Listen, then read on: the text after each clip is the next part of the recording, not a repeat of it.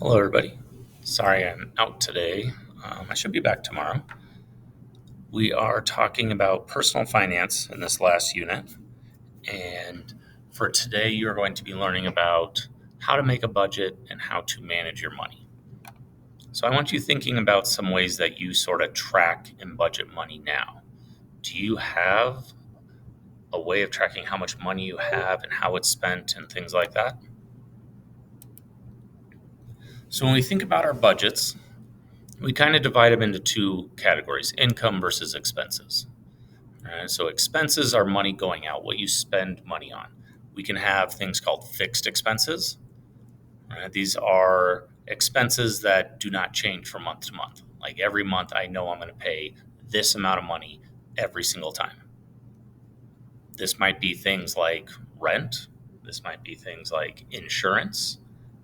This might be things like your Netflix account, right? Stuff that you know every month it's going to have the same amount. You owe the same amount every single month. This is important to know this because you know exactly how much you have to pay. We also have variable expenses. These are expenses that vary, they change every month depending on how much you use them. So things like your water bill, electricity bill, food bill, right? Those all change every single month depending on what choices you make. Now, it's important to know what's a variable expense because if you're looking to cut back, well, this is the area where you can cut back. I can't cut back on my fixed expenses, those are kind of locked in. Variable expenses, well, I could run my AC less, or I could go buy less expensive food at the grocery store, something like that.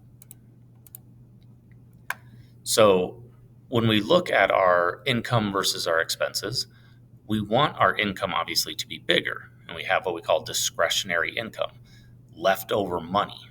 Right? After you paid all your expenses, is there anything left over?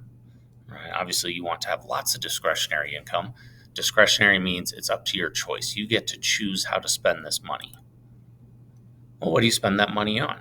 Maybe you got some short term goals, stuff you accomplish within the year, medium term goals, something you want to accomplish in the next 5 years, long term goals, something you want 10 years from now.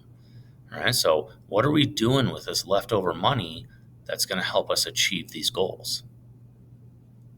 What sort of savings are you doing to make sure you can go to college, buy a car, buy a house, go on vacation, whatever it happens to be? So, I want you thinking about what are some of your personal short term goals? What do you want to accomplish within a year from now? What about a medium term goal? What do you want to do in the next 5 years? And then what's a long term goal you're hoping to do 10 years from now? Are you making choices that will make these goals come true? What work are you putting in to make sure these happen? So when we make a budget, all right, we're trying to achieve these goals and manage our money in a way that we can be successful. So some things about budgets, a lot of times people put black numbers, meaning profit or money coming in. Red numbers are money going out or loss. Not a big deal, but that's terms you hear sometimes. You can have a monthly budget or a yearly budget or both. We do monthly because most of our bills come in monthly and a lot of our income comes in either every other week or once a month or something like that. So it's a good way to look at your finances is month by month, but also year by year. Income is money coming in, expenditures is money going out. Now, you live at a time where this is really easy. There's a lot of mobile banking options that will do a lot of this budgeting work for you. Right? You just have to monitor it and use it, but they will tell you how you're doing with all your spending and categorize everything and help you understand where to cut back. Right? When you get an account, savings account, checking account, whatever, you need to be monitoring it. You need to be in charge of it, making sure that no one's messing with your accounts, that you're paying all your bills, that you have leftover discretionary income at the end of every month. You want to be on the lookout for identity theft.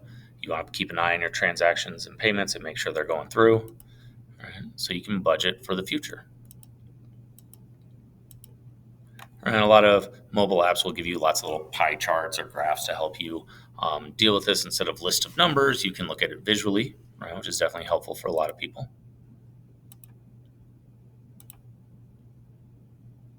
Here's some budgeting guidelines, your goal of how you should be spending your money. You don't have to follow this. This is just a suggestion, is that about 30 to 35% of your money is spent on rent or housing, 15 to 20% on transportation, which is like your car and gas, insurance, 10 to 20% on food. You shouldn't have so much debt that you're paying more than 5 to 15%. You should be saving 5 to 10% for emergencies, but also saving for goals. Right? These are sort of the guidelines when it comes to how you should spend your money. Today, you're going to read about a couple different scenarios, a couple people who have goals they're trying to accomplish and how they're managing their finances, and you're going to reflect on how good of a job they're doing.